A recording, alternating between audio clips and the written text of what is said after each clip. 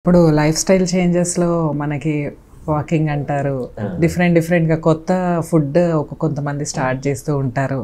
ఇంకా weight loss programmes అని వాళ్ళు రేపు చూస్తున్నాము. కొంతమంది మార్నింగ్ వాక్ వెళ్తే నాకు కాఫ్ వచ్చింది అని అంటారు.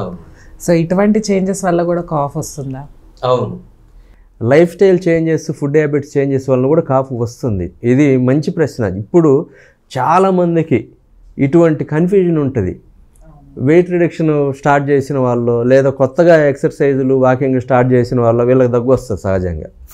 నాకేదో రోగం వచ్చింది, ఎక్సర్సైజ్ స్టార్ట్ చేయగానే కొత్తగా రోగం వచ్చేది ఏందని చెప్పి భయపడతారు. అదేం లేదు. లైఫ్ స్టైల్ చేంజ్ అయినా, ఫుడ్ హ్యాబిట్స్ చేంజ్ అయినా దగ్గు వచ్చే అవకాశం ఉంటుంది. రీజన్ ఏంటంటే ఎర్లీ మార్నింగ్ నిద్ర లేవని వాళ్ళు మార్నింగ్ నిద్ర లేవడం మొదలుపెట్టారనుకోండి, అప్పుడు ఉదయం ఉండేటువంటి చల్లదనానికి ఎక్స్పోజ్ అవుతారు. సహజంగా ఇంట్లో చెప్పులు లేకుండా ఒట్టికాళ్ళతో తిరగడం జరుగుతుంది. ఆ పొద్దున్నే లేచి ఒట్టికాళ్ళతో తిరగడము, ఫ్రెష్ అప్ అవుతారు. అప్పుడు కూడా చల్లటి నీళ్ళే వాడతారు. ఆ తర్వాత బయటకు వచ్చి షూసో చెప్పులు ఏవో వేసుకొని చల్లటి వాతావరణంలో వాకింగ్, రన్నింగ్, జాగింగ్ ఏమేమో ఉంటుంది. ఇంటికి వస్తారు, 2 తుమ్ములు 4 దగ్గులు వస్తాయి. ఇదేదో నాకు రోగం వచ్చింది బయటికి పోవడం వల్ల అనుకుంటారు, మానేస్తారు. అట్లేం అవసరం లేదు. ఏదైనా లైఫ్ స్టైల్లో చేంజ్ ఉన్నప్పుడు ఆ వచ్చే దగ్గు టెంపరీ. మీరు చేసే ఎక్సర్సైజ్ వలన బాడీలో హీట్ ప్రొడ్యూస్ అవుతుంది, ఇమ్యూనిటీ పెరుగుతుంది. మందులు ఏమీ వాడకుండానే ఆ దగ్గు తగ్గిపోతుంది. ఒకవేళ ఏదన్నా ఇబ్బందిగా అనిపిస్తే పాలల్లో కొంచెము పసుపు వేసుకొని తాగేసేయచ్చు. మరి ఫిజికల్ ఎక్సర్సైజ్ చేసినప్పుడు మిల్క్ హెల్ప్ అవుతాయి కదా, తీసుకోవచ్చు. Next weight reduction. ఇది చాలామంది సఫర్ అయ్యేది. ఇది చాలా మంచి ఇన్ఫర్మేషన్ అడిగారు మీరు. వెయిట్ రిడక్షన్కి సంబంధించి ఫాస్టింగ్ చేసేవాళ్ళు, తక్కువ క్వాంటిటీ ఫుడ్ తీసుకునే వాళ్ళు దగ్గును ఫేస్ చేయవచ్చు. కొత్తగా దగ్గు రావచ్చు, వాళ్ళకి అవకాశం ఉంది. ఎట్లాగంటే డైజెస్టివ్ జ్యూసెస్ న్యూట్రలైజ్ అవ్వాలి. మనం తీసుకున్న ఆహారం పొట్టలోకి పోయి డైజెస్టివ్ జ్యూసెస్ దగ్గరికి పోయిన తర్వాత అవి వాటి మీద తన ప్రభావాన్ని చూపించి అరిగేట్లుగా చేయడము, తర్వాత నెక్స్ట్ లెవెల్కి పంపించడం జరుగుతుంది. అలా కాకుండా ఫాస్టింగ్లో ఉన్నప్పుడు ఈ డైజెస్టివ్ జ్యూసెస్ నుంచి ఫ్యూమ్స్ వస్తాయి. అంటే తగలబడిపోయి ఫ్యూమ్స్ రాదు, కొంచెం ఫ్యూమ్స్ వస్తాయి. అవి ఇక్కడ ఒక నాచ్ ఉంటుంది, అది ఓపెన్ ఉన్న వాళ్ళకి పైకి వచ్చి దగ్గు రావడం మొదలవుతుంది. వాళ్ళు ఎన్ని రోజులు ఫాస్టింగ్ ఉన్నా దగ్గు వస్తూనే ఉంటుంది. టైంకి తినకపోయినా కూడా మళ్ళీ తినడం మొదలుపెట్టే వరకు దగ్గు వస్తూనే ఉంటుంది. భయపడతారు, ఇదేదో నాకు జరిగిపోతుందని. అదేమి కాదు, ఏమి రోగం కాదు. అట్లా ఫాస్టింగ్లో ఉండేవాళ్ళు టైంకి అట్లీస్ట్ 1 గ్లాసు వాటర్ తాగితే ముందు చల్లబడుతుంది, దగ్గు అయిపోతుంది. టైంకి సఫిషియంట్ క్వాంటిటీలో ఫుడ్ అయితే తీసుకోవాలి. దాంట్లో క్యాలరీ వాల్యూ తక్కువ ఉండేలా చూసుకోవడము అట్లా చేయాలి. ఖాళీగా కడుపు ఉంచకూడదు. ఖాళీగా కడుపు ఉంచి దాన్ని ఫాస్టింగ్ అనమని కరెక్ట్ కాదు. దానికి రిలేటెడ్గా లోపలికి ఏదో వెళ్తూ ఉండాలి. ఇంకా కొత్తగా యోగాసనాలు చేయడము, ప్లస్ మెడిటేషన్ చేయడము, ప్రాణాయామ చేయడము, లేదా ఆహారంలో కొన్ని రకాల పదార్థాలు కొత్తవి యాడ్ చేయడము, ఇటువంటివి చేసినప్పుడు బాడీ వాటికి అడాప్ట్ అయ్యే క్రమములో కొంతమందికి దగ్గు వస్తుంటుంది. అవి డైజెషన్ ప్రాపర్గా అవ్వకపోయినా పొట్ట టైట్గా ఉన్న దగ్గు వస్తుంది, మోషన్ పాస్ అవ్వకపోయినా దగ్గు వస్తుంది, స్ట్రెస్ ఉన్న దగ్గు వస్తుంది, గాలి పీల్చేటప్పుడు ఎక్కువసేపు హోల్డ్ చేసిన వాళ్ళకి కూడా దగ్గు వస్తుంది. ప్రాణాయామంలో వన్ ఆఫ్ ద టెక్నిక్ కదా, పూరక కుంభక రేచక అంటాం. ఆ కుంభకం ఎక్కువసేపు ఉన్న వాళ్ళకు కూడా కొంతమందికి దగ్గు వస్తుంది, అంటే విత్ హోల్డింగ్ టైం అన్నమాట. సో వీటి వలన వచ్చే దగ్గులన్నీ కూడా క్రమేపీ తగ్గిపోయేవే. వాటికి అప్పటికి రిలీఫ్ కోసం కావాలంటే స్టీమ్ తీసుకోవచ్చు. ఇవి లైఫ్ స్టైల్ రిలేటెడ్ కాఫ్ వచ్చేటువంటి క్రమము, వాటిని తగ్గించుకునే విధానం కూడా చెప్పాను. సార్ మీరు అన్నట్టుగా కొంతమందికి సాయంత్రమే వస్తుంది కరెక్ట్గా ఈ టైం అయిపోయేసరికి, కొంతమంది పొద్దున్న 4 గంటలకు వస్తుంది. సో ఈ టైం రిలేటెడ్ వల్ల దీన్ని ఏ కాఫ్ కింద పరిగణించాలి అసలు? ఈ కాఫ్ యాక్చువల్గా ఈవినింగ్ రైజ్ ఆఫ్ టెంపరేచర్ అని, ఈవినింగ్ కఫ్ రావడం, ఇవన్నీ రెస్పిరేటరీ ట్రాక్ట్ ఇన్ఫెక్షన్స్లో సహజంగా ఉంటాయి. శ్వాసకోశానికి సంబంధించినటువంటి ఇన్ఫెక్షన్స్లో సహజంగా ఉంటాయి. కొంతమందికి ఎర్లీ మార్నింగ్ దగ్గు రావడం అంటే ఎక్కువగా అలర్జిక్ అయి ఉండే అవకాశం ఉంటుంది. చల్లటి వాతావరణము లేదా డస్టు అవి రీచ్ అయిన వెంటనే దగ్గు వస్తుంది.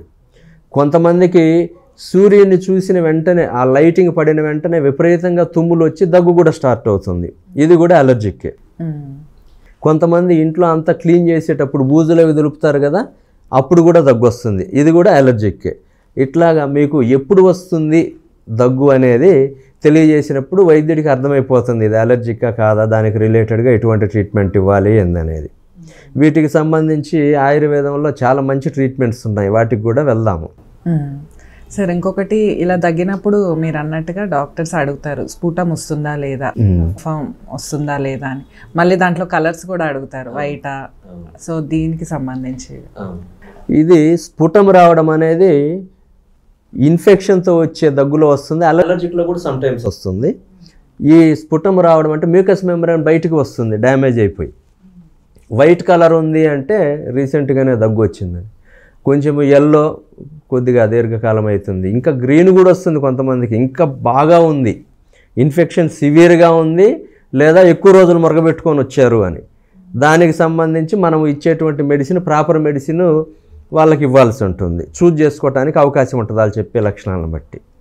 ప్లస్ ఈ స్ఫుటముతో ఉన్నటువంటి ఏ దగ్గుకైనా స్టీమ్ ఇన్హలేషన్ చాలా హెల్ప్ అవుతుంది. లోపల ఉన్నటువంటి మ్యూకస్ అంతా కూడా డైల్యూట్ అయ్యి రిలీజ్ అయ్యి బయటకు వచ్చేస్తుంది. అది బయటకు వచ్చేసిందంటే ప్రాబ్లం తొందరగా సాల్వ్ అవుతుంది. ఇట్లా ఉంటాయి ఈ స్ఫుటం రిలేటెడ్, కఫం రిలేటెడ్ అనాలిసిస్. అయితే ఇప్పుడు అందరికీ కాఫ్ వస్తూనే ఉంటుంది, పర్సిస్టెంట్ కాఫ్ అంటే ఇంకా నెలల తరబడి వస్తూనే ఉంటుంది. సో వాళ్ళు ఎలాంటి అపోహలో ఉంటారంటే మాకు చిన్నప్పటి నుంచి ఇంతే, ఒకసారి వచ్చిందంటే నెలల తరబడి ఉంటుంది.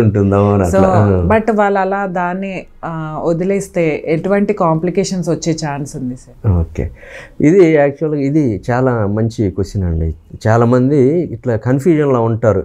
ఇది మాకు మామూలే, మా జీవితంలో ఇది ఒక భాగమే, నాకు చిన్నప్పటి నుంచి దగ్గు వస్తూనే ఉంటుంది అని చెప్తారు.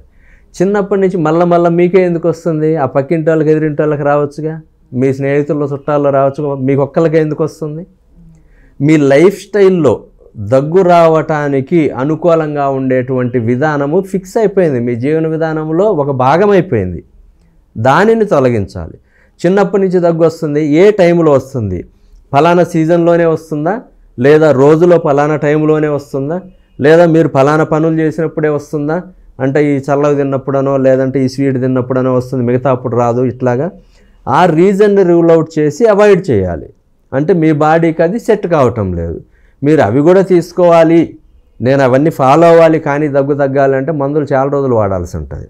ఇలా మందుల మీద డిపెండ్ అవ్వకుండా నేచురల్గానే సెట్ చేసుకోవాలంటే మీ లైఫ్ స్టైల్లో ఏది దగ్గుని ఇండ్యూస్ చేస్తుంది, దగ్గుకు కారకమైనటువంటి జీవన విధానంలో ఉన్నటువంటి ఆ భాగాన్ని, ఆ జీవన విధానంలో భాగాన్ని తొలగించడానికి ప్రయత్నం చేయాలి.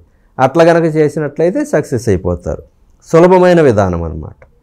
దాంతోపాటు దగ్గు నా జీవన విధానంలో భాగమే, అది వస్తూ ఉంటుంది పోతూ ఉంటుంది, వచ్చినప్పుడు 2-3 నెలలు ఉంటుంది అనుకుంటే అది చాలా ఇబ్బంది ఉంటుంది. మీకు అర్థం కాని విషయము ఏంటంటే దగ్గినప్పుడు మీకు గొంతు ఒకటే కదలదండి, హార్ట్ కూడా కదులుతుంది, లంగ్స్ కదులుతాయి. హార్ట్ రిలేటెడ్ ఇష్యూ ఉన్న వాళ్ళు, వయసు ఎక్కువ ఉన్న వాళ్ళు దగ్గినప్పుడు అది ఇబ్బందే. హార్ట్ సర్జరీ అయిన వాళ్ళకి దగ్గొద్దు తుమ్మొద్దు అని చెప్పి మందులు ఇచ్చి కంట్రోల్ చేస్తారు. అట్లాగనే హార్ట్కి సంబంధించి వేరే ఏమైనా టెక్నిక్స్, ప్రొసీజర్స్, ఈ స్టంట్ వేయడం అవి ఇవన్నీ ఉంటాయి కదా, ఇట్లాగా ముఖ్యమైన అవయవాలకి ఇబ్బంది అవుతుంది. కాబట్టి నాకు ఎప్పటి నుంచో దగ్గు ఉంది, అది మామూలు అనుకోవటానికి లేదు. ఆ దగ్గు వలన లోపల జరిగే ఇబ్బందులు జరుగుతుంటాయి. వాటిని తట్టుకోగలిగేంత వరకు శరీరం తట్టుకుంటుంది. దానికి కొంత వయసు వరకు అని అర్థం. కొంత వయసు దాగిన తర్వాత తట్టుకోలేదు కదా, అప్పుడు వేరే ప్రాబ్లమ్స్ వస్తుంటాయి. కాబట్టి ఇది నా జీవితంలో, నా జీవన విధానంలో భాగమే, అప్పుడప్పుడు వస్తుంటుందని ఎప్పుడు అనుకోవటానికి లేదు, అది మంచిది కాదు. సో మార్పులు తెచ్చుకోవాలి వాళ్ళ జీవన విధానం మార్పు చేసుకొని దగ్గు రాకుండానే చేసుకోవాలి. హార్ట్ మీద ఎఫెక్ట్ ఉంటుంది, కళ్ళపైన ఉంటుంది, మెదడు పైన ఉంటుంది. దగ్గుతున్నప్పుడు ఆ కొంచెం సేపు ఏమి కంట్రోల్లో ఉండగదా, ఇట్లా ఊగుతారు కదా, అట్లాగే తుమ్మినప్పుడు కూడా అట్లే ఉంటుంది. తుమ్మినప్పుడు ఒక శాస్త్రంలో ఒకటి చెప్తారు, తుమ్మినప్పుడు 1 సెకండ్లో 1000 వంతు గుండె కొట్టుకోవడం ఆగిపోయి మళ్ళీ స్టార్ట్ అవుతుంది అంటారు. అంత తక్కువ టైం మనం ప్రస్తుతానికి ఏం క్యాలిక్యులేట్ చేయలేము. దగ్గినప్పుడు కూడా శరీరంలో ఉన్న అన్ని అవయవాలు ఆ దగ్గుతున్నంత కొద్దిసేపు మన కంట్రోల్లో ఉండవు. డ్రైవింగ్ చేసే వాళ్ళు 100 స్పీడ్తో పోతా దగ్గర కదా, ఆ క్లచ్ తొక్కుతారు, బ్రేక్ మీద కాలు పెట్టి దగ్గుతారు, భయమే. మరి అట్లానే ఏదో వెహికల్లో పోయేప్పుడు ప్రాణభయం కాకుండా రెగ్యులర్గా కూడా శరీరంలో ఉన్న అవయవాలన్నీ కూడా ఇబ్బంది పడకుండా ఉండేలా చూసుకోవాలి, దగ్గు లేకుండగా.